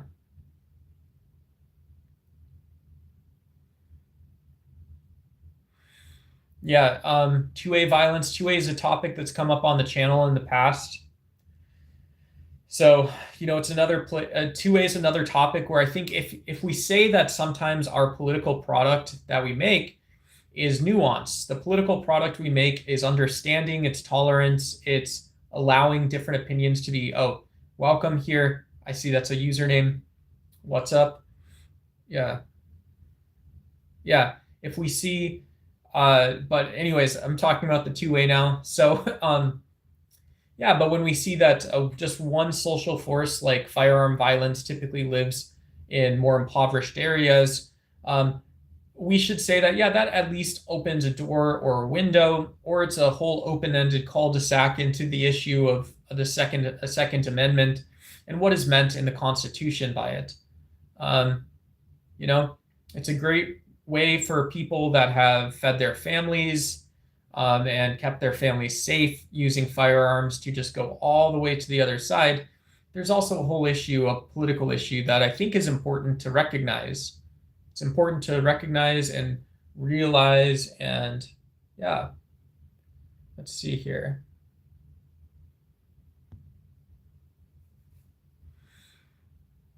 Yeah, we've got a FDJT in chat. FDJT in chat.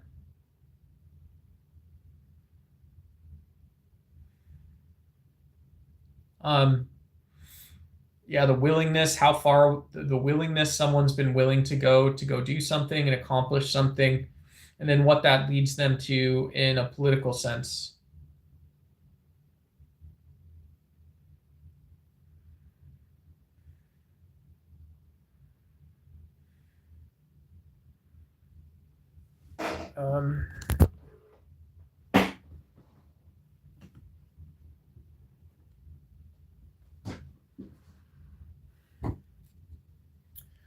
Let's see. I'm gonna see if my my little mic thing turns on here. Do you guys still have audio coming from me? I hope.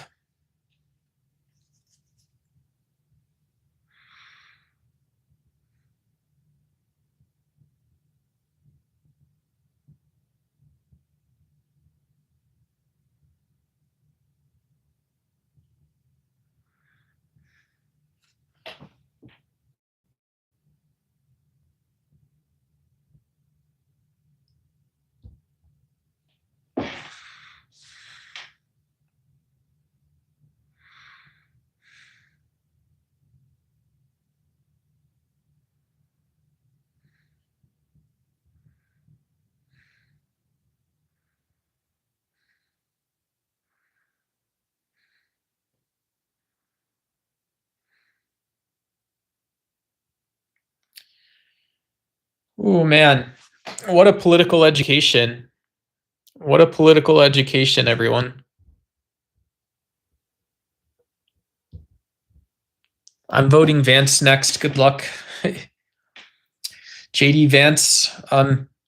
Yeah, I mean, one of the things, if we're trusting presidents to do the hard thing and be capable of having a hard conversation, which I think JD Vance is, but I also don't believe JD Vance is capable of standing up to some inordinate amount of political pressure.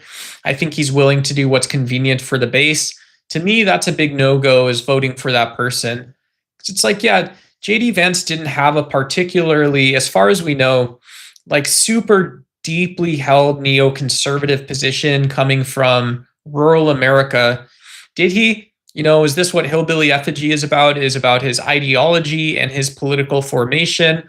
Or has he always been this sort of, a libertarian, more leaning libertarian thinking candidate who has really diverse life history? He has really rich experience. And so when we say that, well, JD Vance bought the message, he echoed the message, he spoke the message. I think this unqualifies him to be a good quality president. I think it shows that, well, his libertarian ideas appear to be made of a weakness that Donald Trump, at least, and MAGA republicanism have found. Strength to me is someone who's willing to quit or drop out when the moral conditions aren't there for them to be successful.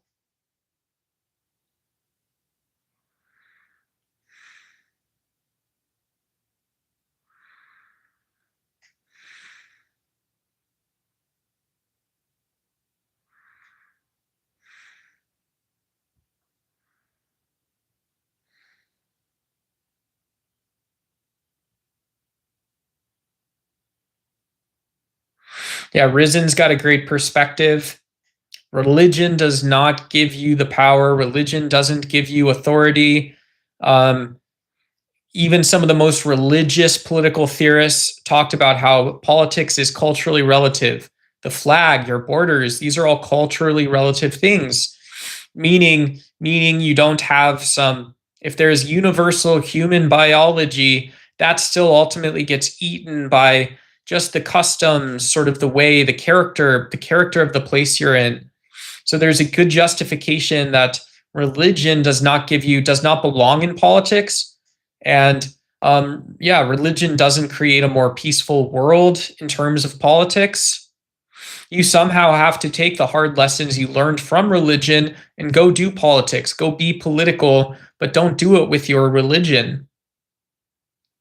What an important idea.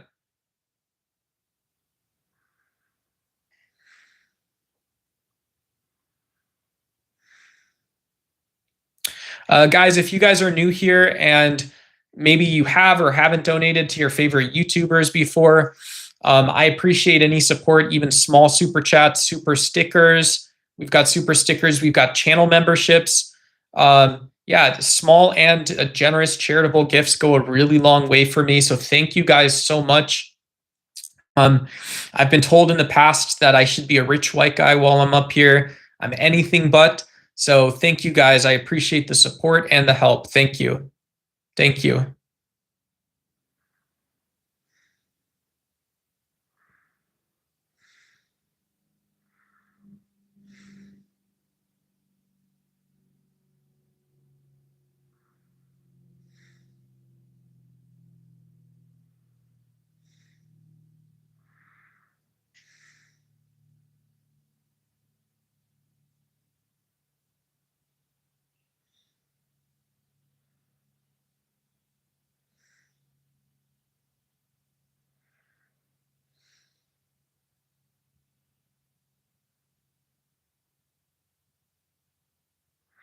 Yeah, I can get a TV or something like that, something that's not Nike in the background.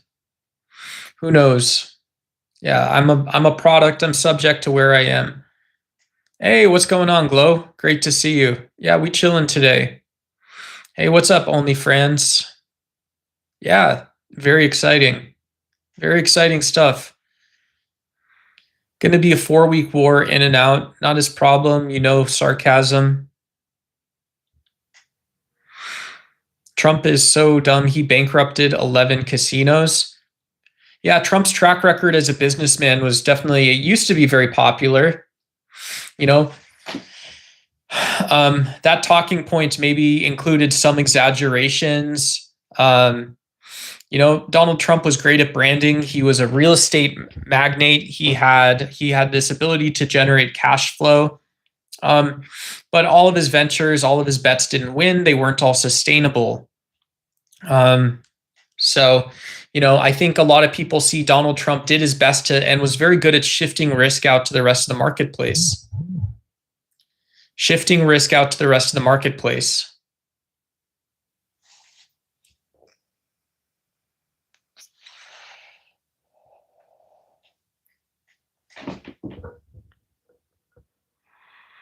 Hey, Skylers. Great to see you. What's up?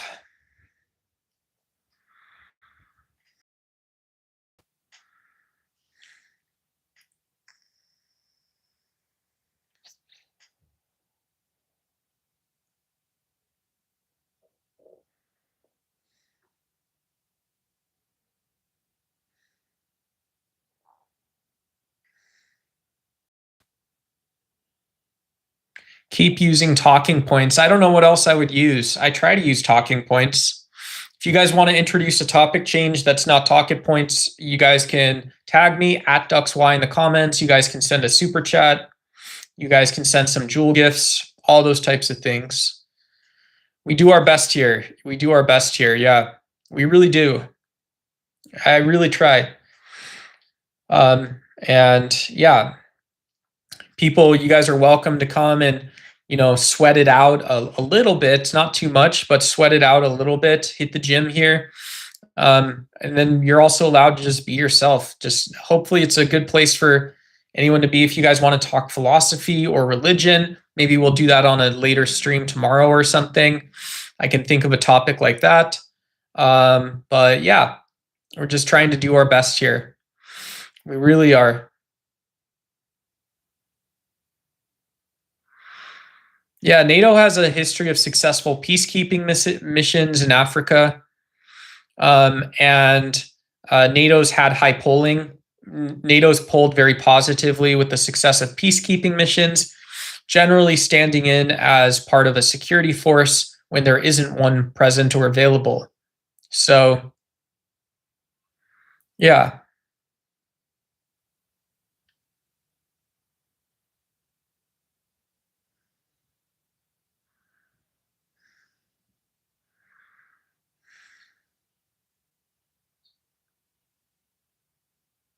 Thank you. Thank you. Appreciate it.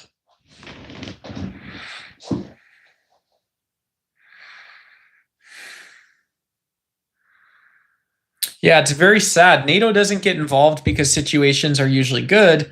These are usually crisis. They're because of crises or because of sectarian violence or ethnic violence, ethnic or race-based violence. And so one of the things that a NATO peacekeeping force does is it doesn't really have a deep political perspective. In some sense, if your peacekeeping mission is to protect civilian populations, as well as to keep armed conflict away from civilian populations, what your argument is that you're using praxis, you're using a sense of truth or reality to push away racialized, ethnic, sectarian, or otherwise political thinking. Whoops.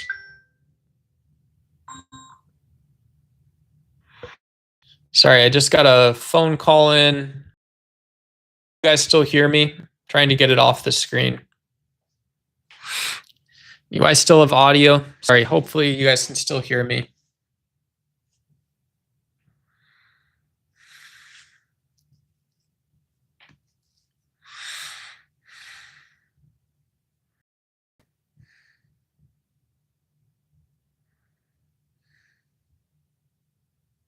Oh, that's pretty cool, Julian Fry. Yeah, one of those nice boxes to store stuff in. That's pretty cool.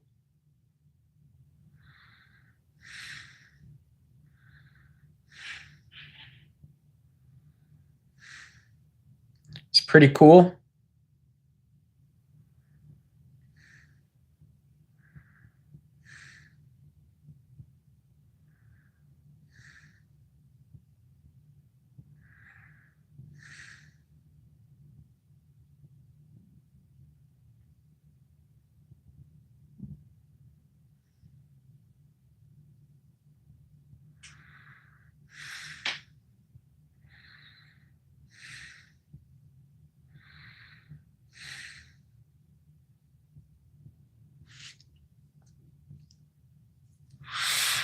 All right, guys, I'm going to close this stream down. I think I'm going to close this morning stream down pretty soon. I'm about, you guys can tell I'm a little bit gassed. I've reached the end of my availability. Thank you guys so much. Would it be correct for you to consider you educated in the functional sense of the word? Yeah. Yeah, I think pretty high is both educated as well as, I mean, not that anyone's the judge of that. What that means. It seems like it's preclusive of a conversation, but I think she's open-minded, right? So, I think that's one of the things we try to do a little better on the channel, right? That's why some of you guys maybe consider the pink or the red super chats in the future, orange super chats. Those go really far. And it's partially because we like covering both sides. If you guys want to, it seems like today's a great debate day in the chat. I can kind of talk over the conversation, pick some stuff up, that kind of stuff. But trying to cover, even if it's identity politics, being okay discussing those things. If it's something else, being okay discussing it. Yeah. Thank you so much, Ian Rogers. Appreciate it. And yeah, that's the stream for today. Let me close this poll down as well. Yeah, if anybody wants to mention in of at least a orange $20 super chat, I'll stick around for just a couple minutes here. I know how hard you guys have to work for your money, so I don't take it lightly. I take it very seriously. And yeah, and it's also just to me, supporting me or your other favorite streamers with either gem gifts, small super chats throughout the week, considering channel memberships, goes really far. And that's it. That's the grift for the day. I still live in my mother's basement. Yeah, I was telling you guys how lucky I am. But yeah. I was thinking about how lucky I am to be where I am. Even, everybody's got problems in their life. Man, I got personal problems. None of your business, none yas. Hey, thanks, smart guy. Hey, thanks, Epic.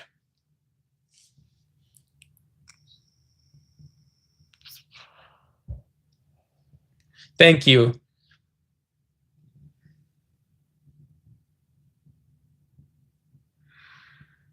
Martial law. Yeah. Martial arts. Wah, wah, wah, wah, wah.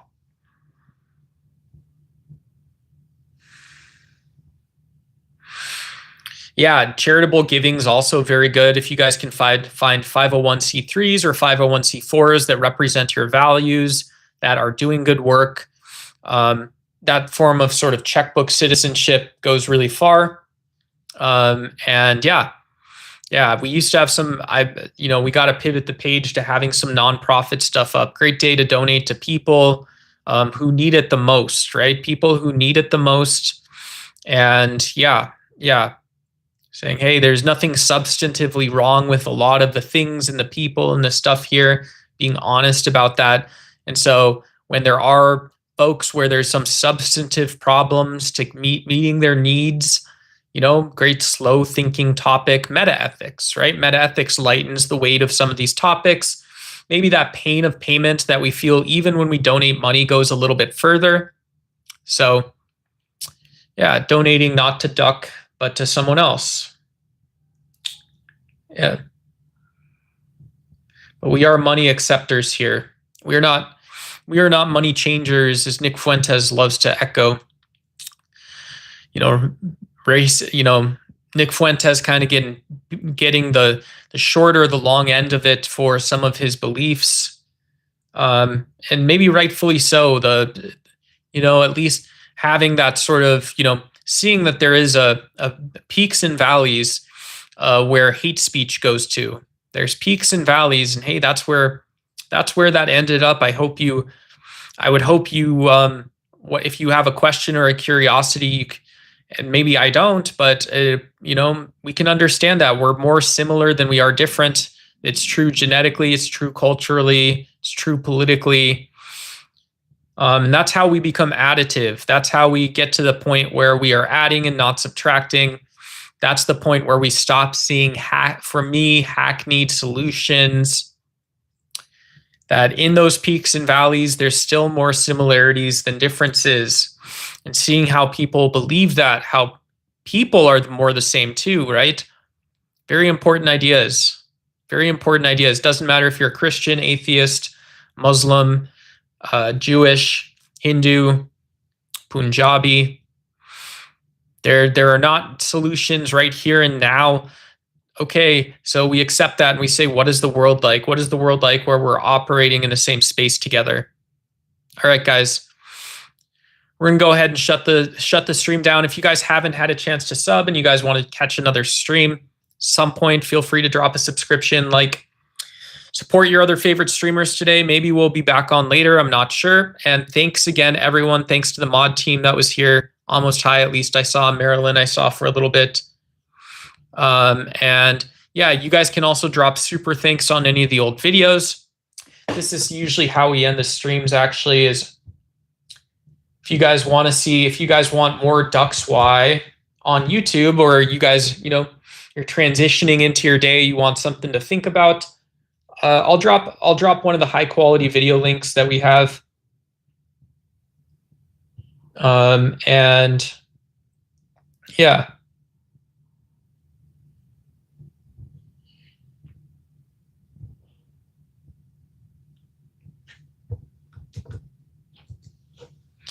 There's a video on Kant and perpetual peace if you guys want to catch another DucksY video, and I'll see you guys all later.